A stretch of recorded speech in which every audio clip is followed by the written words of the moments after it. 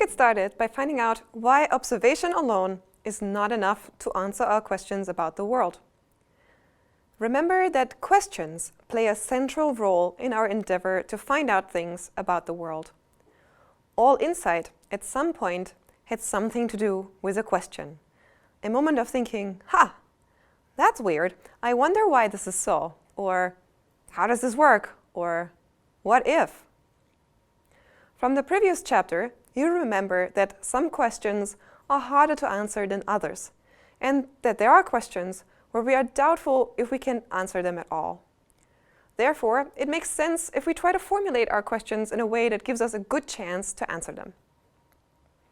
Sometimes we ask metaphysical questions. Those are questions about whether certain things exist in reality. For instance, scientists wonder if there is a soul and how it can manifest physically. So, the question is, does the soul exist? Sometimes we ask normative questions. Should people who evade taxes be punished? Should you lie? Are there lies that are permissible because they provide greater good? These are questions about what is right and wrong, good or bad, and what should or should not be done. Some questions we ask are those that try to determine features of certain things. Which shape does DNA have? How tall is the European population? What features are included in the decision process when you decide whether to buy red or green apples? Those are descriptive questions that try to describe something very well. Mostly, the kinds of questions scientists are interested in are those of the type, does A cause B? For example, does taking vitamin supplements regularly make it less likely that people get a cold in the fall? In other words, does vitamin supplement ingestion cause reduced levels of the common cold? Why is the sky blue? Or in other words, which feature of the sky causes it to appear blue to us? Those are questions that deal with causal relationships. They deal with making precise predictions of what happens to a thing if something that is causally related to it changes. They also deal with explaining how these mechanisms work. What kind of questions you ask has to do with the philosophy of science that you follow and which area of science you're interested in. What do you believe the relevant questions are? And what do you believe are questions that you can answer? What would a good answer look like for the question that you are asking? The types of questions you ask and what you think is a valid answer to them will often also determine which methods you use to answer them. Normative questions are those that philosophers and legal scientists might ask. They deal with interpreting what we think makes sense, with philosophical and moral rules, and how they should be applied to different situations. Often, these sciences rely on verbal arguments and on thought experiments and on logic. Natural scientists are often interested in causal types of questions. They often want to predict what happens when we do something and come up with technologies, strategies, and mechanisms to control the world that we live in. Thought experiments in the natural sciences are not quite enough. For this type of question, you need observations of real life. The idea is to see if the predictions you make work out and if the explanations you have of relationships can indeed be found in the world. In the context of medicine, for instance, causal questions try to distill the causes of illnesses to basic biological, chemical, and physical functions, natural laws that predict why and how and when someone will have a certain illness. In psychology, we try to predict behavior, feelings, and thoughts as driven by personal and situational factors. We try to make these causal claims based on empiricism. We observe if the things we predict happen. Where do these questions come from originally? Usually, also from the real world. After all, if you haven't seen anything, how can you ask yourself how it works or why it works the way it does?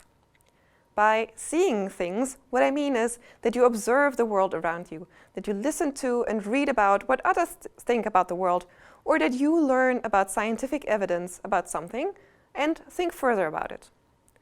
Then you formulate speculations about causal relations. Why do you think X happens? You speculate. Maybe because of Y. Then you go into the real world to observe if this is really the case, or if it isn't. Let's try an exercise about asking questions and coming up with speculations that might be interesting to investigate in the real world. Let's begin with this exercise. Pick an object in your immediate vicinity. For me, that's my woolly hat.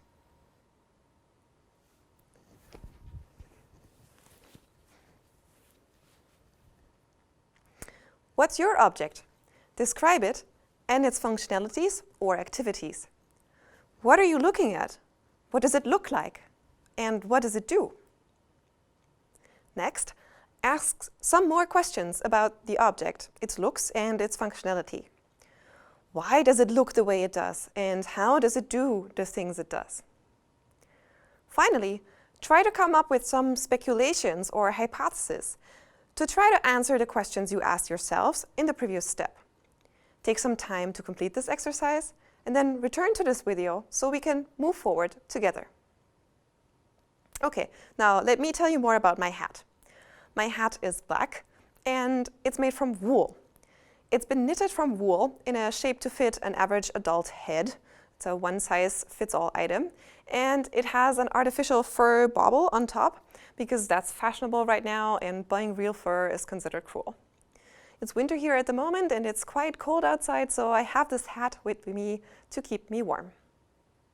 The function of the hat, therefore, is to help me preserve a comfortable body temperature despite adverse outside conditions. Next, some more questions I could ask about this hat. Why does it keep me warm? Why is wool a good fabric for preserving warmth? Why does it not fit more tightly? Wouldn't that help keep me warmer? I think that's an interesting hypothesis. I wonder if my hat would keep me warmer if it fit more tightly. Next step, speculating. I think that the fit of the hat determines how warm it'll keep the wearer. In other words, my prediction is that tighter hats make people feel warmer. All right, so how do I find out if this is true? Let's now try to think of an observation we'd have to make to address our speculation. Which circumstances would I need to observe to see if my speculation is wrong? In the example of my hat, let's focus particularly on the last question I formulated. Wouldn't a more tightly fitting hat keep me warmer? What I could do now is observe. I could go outside on a cold day and ask everyone who's wearing a hat how warm their head feels. I'd distinguish how tightly fitting the hats are by looking at them. Then I would know if people who wear a more snugly fitting hat feel warmer than people who wear a hat that fits only loosely. Here's another exercise. Let's see if we can find ways to answer our questions about your object. How would you answer your hypothesis about the object by observation? Pause the video and think about it.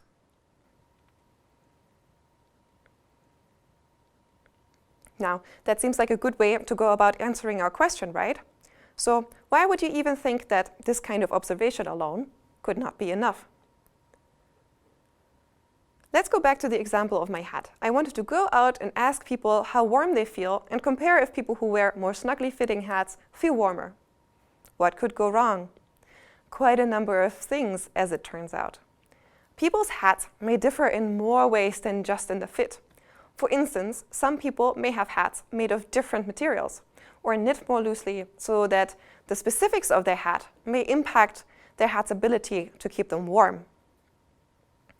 Also, it may be windier or colder when I ask one person than when I ask the next person.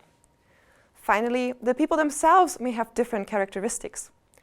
Maybe people who have longer hair feel well protected against the cold by their hat already and think that their hat makes no big difference, although someone who's bald would disagree.